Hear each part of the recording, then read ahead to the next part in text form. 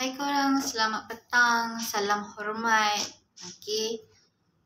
Satu hari satu video. So hari ni saya dah selesai jumpa kumpulan pelajar kedua subjek Fundamental of Logistics and Transportation. Okay. Jadi saya lewat sikit, dah pukul 9. Saya baru sampai rumah. Okay. Kita akan sambung muka surat 127. Okay, 127. Modern Geography. Okay, Modern Geography.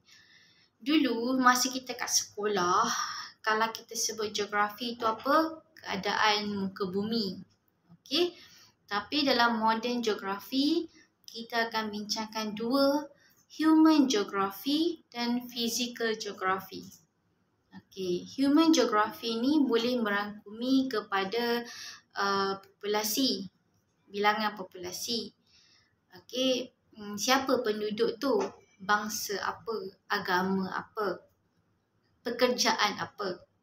Okay, ada kawasan pendidikan, banyaklah cikgu-cikgu.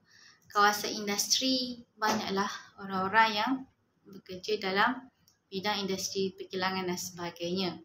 Okay, Physical Geography ni, geografi secara fizikal adalah bentuk muka bumi lah. Okay, bentuk muka bumi. Jadi, bentuk muka bumi ni ada banyak. Boleh tengok bermula daripada muka surat 127 sampai muka surat 136. Okay.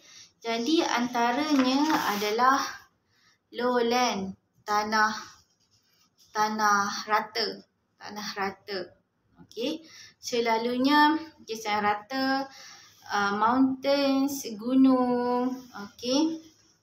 Kemudian kita ada valley, okay, desert, okay, island, okay, island macam Langkawi Island, river, sungai, ocean, okay, laut,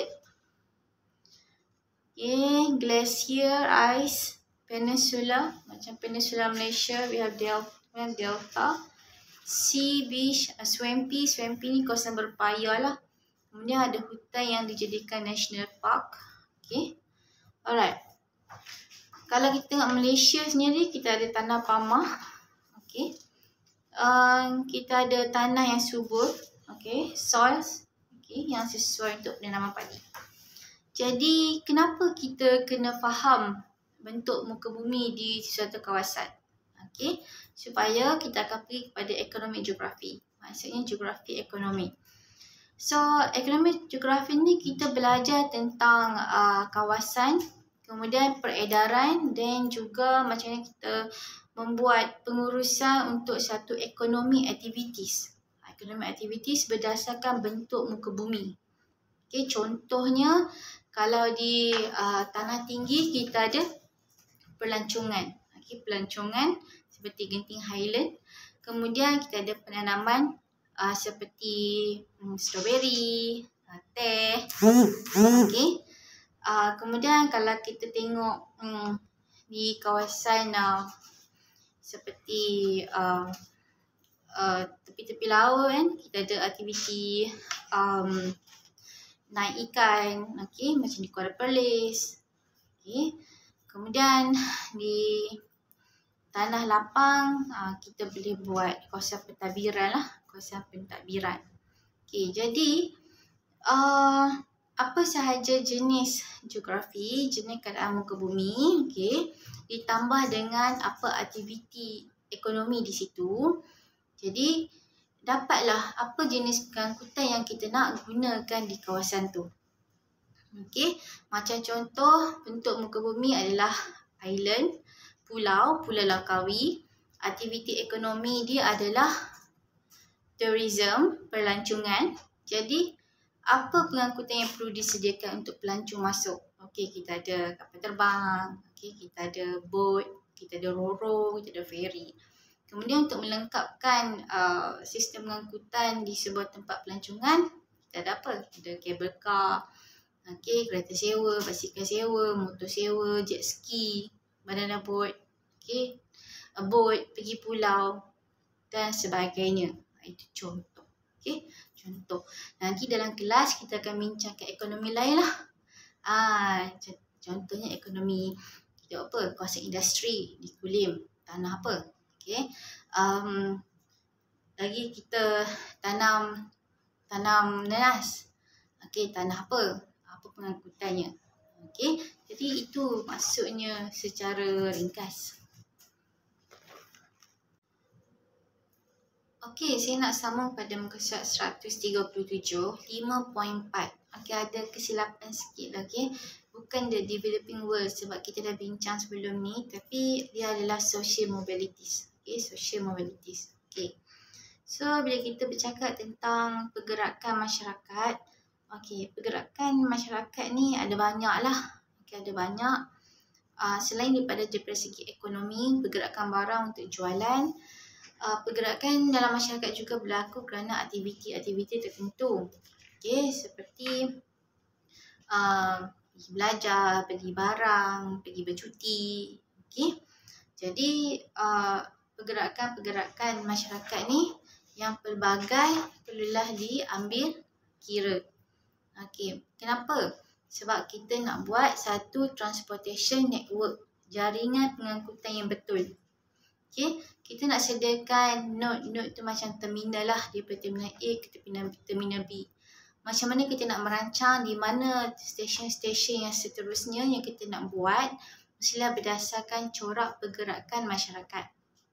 Okay, itu tujuan dia. Kenapa kita nak kena faham pergerakan masyarakat?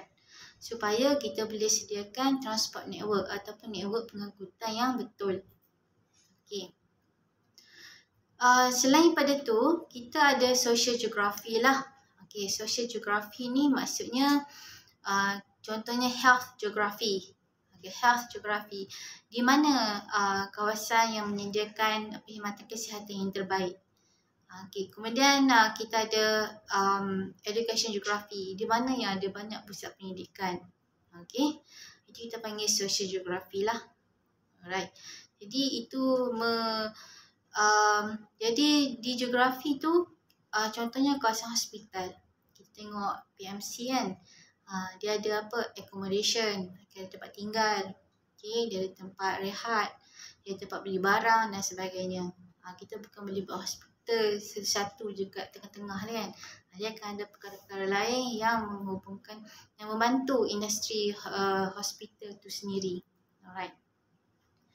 Yang kedua, people and commuting. Commuting ni apa? Commuting ni maksudnya pergerakan pergi kerja.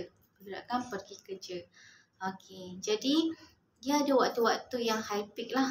Contohnya pukul 7 pagi sampai 9 pagi untuk orang pergi kerja. Kemudian pukul 4 pagi, pukul 4 petang sampai pukul 6 petang untuk orang balik kerja. Okey, jadi kita kena sediakan perkhidmatan pengangkutan yang sesuai lah. Contohnya di kawasan yang orang ramai ada LRT, MRT, kemudian kita ada bus. Kemudian ada setengah negara yang dia ada lane, jalan lorong basikal. Ada orang pergi kerja naik basikal. Mungkin kat Malaysia tak apa sebab panas kan. Kalau di negara luar ada orang pakai laser, dia naik basikal pergi kerja. Tapi kita ada laluan motosikal. Kita galakkan orang untuk pergi kerja di kawasan industri dengan motosikal. Okay, yang tu pun kita kena fikir juga keselamatan dan sebagainya.